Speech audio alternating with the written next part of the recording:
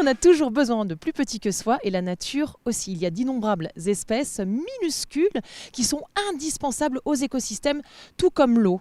La reproduction des plantes par la pollinisation, la régulation des populations par la prédation ou encore le recyclage de la matière organique. Alors c'est parti pour la fête des petites bêtes et de l'eau ici à l'Arche de la Nature. Suivez-moi.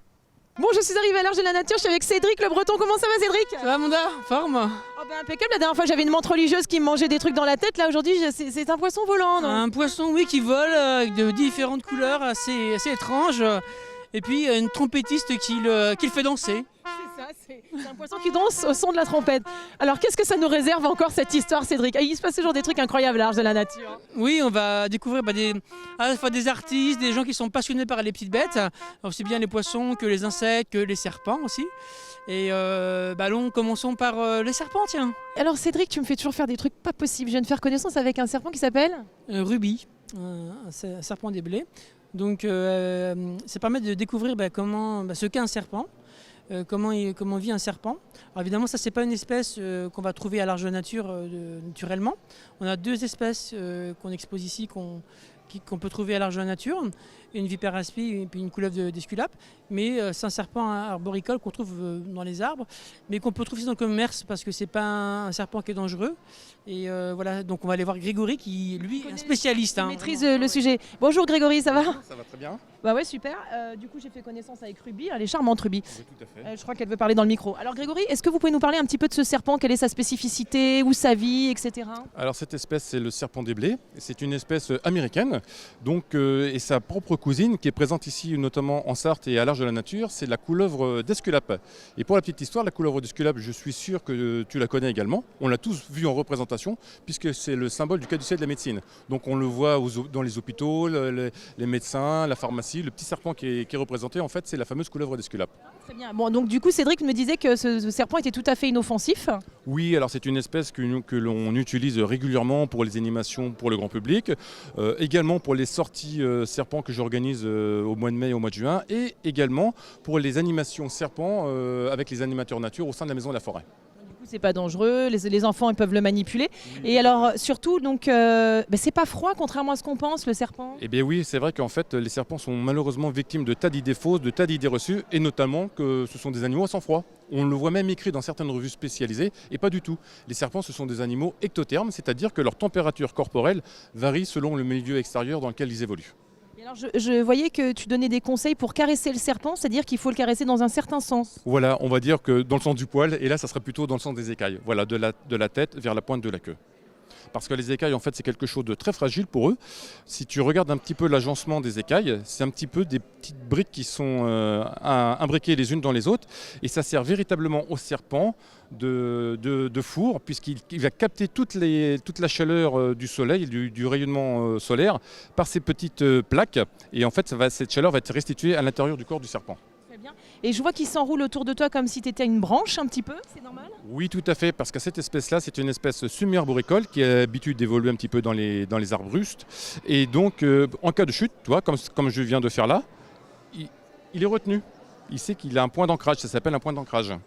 Formidable. Merci beaucoup Grégory pour toutes ces informations. Je vois qu'il y a un petit garçon qui est tout à fait intéressé par Ruby. Donc moi je vais dire salut Ruby. Oh, elle est mignonne cette petite Ruby. Oh là là là, elle est shoot, j'ai envie de l'emmener. Merci beaucoup Grégory. Hein. On continue notre tour évidemment. Qu'est-ce que je vais faire maintenant? On va aller voir des petits poissons là. C'est mignon, un petit poisson, un petit oiseau, c'est mes amours tendres. Qu'est-ce qu'on fait? Qu'est-ce qui se passe? On est où? Alors là, on est dans une salle où le club d'aquariophilie de Coulennes présente 3 aquariums avec des poissons du monde entier, donc d'Afrique, d'Amérique. Et on va rencontrer des membres de l'association, notamment Pierre, qui va nous expliquer un petit peu ce qu'on trouve quelle espèce on trouve dans cet aquarium-là. Ouais, moi, je suis un petit oiseau. Enfin, tout le monde pense que je suis un oiseau des îles avec un petit poisson qui s'aime d'amour tendre. Ça va, Pierre? Ça va, très bien. Alors, qu'est-ce qu'on trouve aujourd'hui? Qu'est-ce que vous nous proposez? Qu'est-ce que vous nous présentez? Alors, le bac qui est juste devant moi, c'est des Amecas pendes. Ils viennent plutôt du Mexique et des États-Unis du Sud. Aujourd'hui, c'est une espèce qu'on ne retrouve plus dans la nature. Pourquoi? Parce qu'ils ont disparu. C'est des pocididés. Donc aujourd'hui, les pocididés souvent vivent que dans un endroit précis. Et si cet endroit disparaît pour des raisons environnementales, sécheresse, on les perd. Et on a de la chance. Aujourd'hui, en aquariophilie, on en a beaucoup. C'est des espèces qu'on protège et qu'on se transmet d'amateur en amateur pour les protéger. Et ça vit longtemps? Alors c'est des petits poissons, ça vit 2-3 ans, mais ça se reproduit assez facilement. Et quand vous dites qu'on les protège, c'est-à-dire on doit leur donner quelque chose de particulier à manger ou comment l'eau elle a une température particulière? Alors là, c'est des poissons d'eau chaude, donc généralement on dépasse les 22-23 degrés, ils mangent des paillettes très facilement, il n'y a pas de souci de ce côté-là, mais c'est plutôt pour la préservation. Alors le côté aussi préservation, il faut penser que la diffusion permet aussi une variété génétique. En même temps aussi. C'est-à-dire que si un particulier n'avait que cette espèce-là disparaissait, on la perdrait. La diffuser à plusieurs amateurs évite ce problème-là. Très bien. Ensuite, on a quoi donc d'autres? C'est quoi? Faites-moi rêver. Oh, on fait un tour du monde ensemble, Pierre. Plus loin, on a les poissons du Grand Lac africain, le Malawi. On a dedans des pseudos, des liphalili, des négrios. C'est des poissons qui vivent dans des grands lacs, qui peuvent atteindre 15-20 cm et qui ont tendance plutôt à avoir une eau très dure, donc avec un pH très haut qui va dépasser les 8 degrés, les 8. Et donc c'est plutôt, pour nous en Sarthe, c'est de l'eau du robinet classique, puisqu'on a une eau assez dure dans le secteur. C'est bien, nous c'est pratique, Voilà, c'est économique. C'est pratique et économique. Alors juste en face, on a plutôt le guppy classique, c'est un petit possidé qui se reproduit très vite, qui a une espérance de vie d'à peu près 1 an et demi à 2 ans, mais qui va se reproduire quasiment au bout de 3 mois. Donc c'est un poisson qui est très pratique parce que pour les jeunes, c'est assez sympa à reproduire. On trouve En ça. animalerie sans problème, en bourse d'aquariophilie aussi, ou chez nous à Coulennes, où on est ouvert tous les mercredis soirs à partir de 20h30. Désolé pour ma pub. C'est très bien, mais il faut faire sa pub, Et donc ça aussi, ça mange des paillettes, la température de l'eau, on est trop. Alors, pour les guppies, c'est encore un peu plus intéressant puisque ça peut descendre jusqu'à 17-18, mais monter quasiment jusqu'à 30. Donc pour des personnes qui veulent avoir un aquarium d'une pièce ambiante, 20-22, il n'y a pas trop de soucis. Alors ils sont plus contents avec 23-24, mais ils survivent sans problème, voire se reproduisent à une eau à 20 degrés. Formidable. Merci pour toutes ces informations, Pierre, c'est fantastique. Donc c'est quand qu'on vient à Coulennes? Mercredi soir à partir de 20h30. C'est formidable. Après la diffusion de l'infiltré, on est raccord, Pierre. On fait des voyages ensemble et tout ça. Merci, Pierre. Alors là, on est où, Cédric? Ben là, on est avec un artiste, un sculpteur, un artiste, Philippe Corbin, qui réalise des choses magnifiques autour des insectes, des poissons. Voilà. Il va nous expliquer un petit peu ces techniques. Oui. Et parce que c'est vraiment Un travail d'orfèvre. Oui. Je vois ça déjà, ça m'interpelle. Bonjour, comment allez-vous? Bonjour, très bien, et vous? Écoutez, ravi. Alors dites donc, il y a sacrément de petites bêtes chez vous. C'est incroyable, c'est tellement réaliste. Oui, ben c'est ma passion. Depuis 60 ans que je m'intéresse à l'entomologie, les insectes. Et bon, maintenant j'essaie de m'amuser à essayer de les reproduire. Écoutez, c'est drôlement bien imité parce que honnêtement, je vais vous dire la vérité, je pensais que c'était des vrais. Alors, est-ce que vous voulez bien m'expliquer comment vous arrivez à un tel résultat de précision, de détail? Eh bien, de tout ce qui est les gros scarabées, là, par exemple, les espèces exotiques, c'est un support en polystyrène que j'enduis avec du plâtre et je travaille le plâtre après. Alors, l'intérêt du plâtre, c'est que si on a mis un peu trop, que la forme ne nous plaît pas, on peut toujours recharger, afin d'obtenir vraiment ce qui nous intéresse. Alors, donc là, vous venez me dire polystyrène et plâtre pour obtenir, voilà, par exemple, les gros scarabées. Et alors, du coup, ça prend combien de temps? Parce que là, je regardais les pattes et tout ça, les petites pattes, les petites antennes, c'est dingue. Bah, ce qui est le plus long, en fait, c'est parce que les temps de séchage, malgré que ça sèche assez vite, il faut attendre quand même un séchage sûr pour pouvoir incorporer dedans de ce qui est les scarabées, par exemple les pattes, qui sont faites avec d'autres matériaux.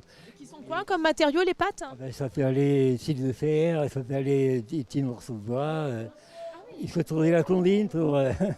oui. Bah, écoutez, en tout cas, votre travail est merveilleux, magnifique. Merci mille fois. Merci. Cédric, alors, il paraît qu'il y a une chanson à chanter là tout de suite. Allô les petits bateaux. Mais je sais pas chanter ça. Allô les petits bateaux. Oui,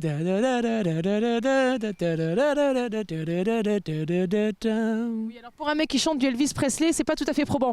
Bonjour, c'est quoi votre petit nom à vous? Yves. Alors Yves, pourquoi allô? Pourquoi l'eau? Parce que j'ai voulu. Le haut représente en fin de compte un bassin. Très bien. Un bassin, de façon. La vocation de l'association, c'est de faire voguer des petits bateaux.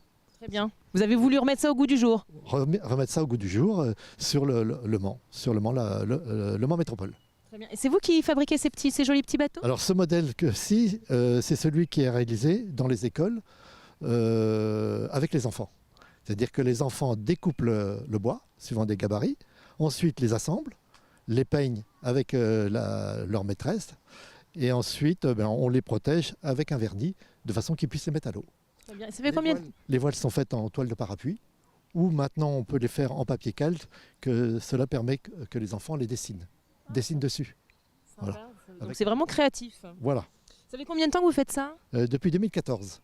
J'ai démarré avec ce que l'on appelait dans les communes les TAP, avec les activités périscolaires. Et après, quand les TAP se sont arrêtés, ça a été repris en programme scolaire. Ah. Oui. Donc c'est une jolie Donc, victoire. avec des enfants de CM2. Très bien. Des enfants de CM2. Et alors, il paraît qu'il y a un petit événement là qui va arriver cet été, non? C'est pas ça? Il n'y a pas une petite chose avec les petits bateaux? On va les retrouver dans des bassins en haut. Oui, alors à la demande... Vous n'avez pas les recours, hein, dites donc. Hein. Non, mais je ne voyais pas où il voulait en venir. La mairie du Mans m'a demandé de réaliser 10 bateaux qui seraient prêtés au parc de Tessé, sur le reste du bassin qui existait auparavant et que tout le monde regrette d'ailleurs. Il y avait un très beau bassin sur le Mans et qui a été remplacé par un sablier géant, et maintenant il ne reste plus que 2 petits bassins. Mais bon, donc dans ces petits bassins, nous aurons le plaisir de voir voguer vos petits bateaux cet été. Cet été, oui. Le modèle est ici, là, sur le support. Un modèle que j'ai créé spécialement pour le parc de Tessé. Il faut nous le montrer. Il est où ce modèle? On vous faites pas vos devoirs, hein, quand même. Hein. Ça va pas du tout cette affaire. Il a navigué cet après-midi. Si vous parlez pas dans le micro, on vous entend pas. Oui. Venez. Il a navigué cet après-midi, donc je vous fais voir, il a souffert un petit peu, mais ce serait ce modèle-ci. Voilà. Bah écoutez, en tout cas, ça donne envie. Merci de nous ramener à notre petite enfance. Voilà. C'est vraiment, c'est chouette. Et donc les enfants, on s'aperçoit que les enfants sont très très très contents de jouer, de s'amuser. Et en même temps, j'ai eu des personnes qui sont restées souvent près d'un bassin pour me dire quel apaisement, qu'est-ce que ça nous apaise de regarder naviguer. Hein. Écoutez, en tout cas, bravo, c'est super. Dis donc, vous êtes sacrément bien conservé. Parce qu'on m'a dit que vous avez 75 ans, vous, vous les faites pas. Hein. Ça conserve le bateau. De faire des petits bateaux, ça conserve. Eh bien, changez rien. On vous aime bien, on vous adore. Merci. Alors, Cédric, il se passe toujours des trucs géniaux. On a la guinguette là, c'est génial. Il y a de l'ambiance, Cédric. Ouais. La. Alors, Cédric, qu'est-ce qui va se passer prochainement à l'Arche de la Nature? Là, justement, on est avec la compagnie du Métronome pour la guinguette. Ils seront là mercredi prochain, donc le 26 à 16h à la Maison de la Prairie. Ils vont nous présenter un spectacle qui s'appelle Poubelle la vie. Petit clin d'œil, quoi. Ouais, complètement. Ça dure 1 heure et c'est gratuit, donc voilà pour tous ceux qui ont envie de passer un bon moment. Donc mercredi à 16h. Voilà, et sinon on se retrouve pour la fête du pain le 14 mai, le dimanche 14 mai de 14h à 18h. Et alors, c'est où la fête du pain? Maison de la Prairie. Ah bah oui, il faut préciser parce qu'il y a plein de maisons à l'Arche de la Nature. Bon, c'est pas tout ça, mais l'émission est terminée. J'ai pas envie de vous quitter, mais je vous quitte quand même. Mais c'est pas grave, on se retrouve la semaine prochaine pour de nouvelles aventures. Et en attendant, prenez bien soin de vous, je vous embrasse.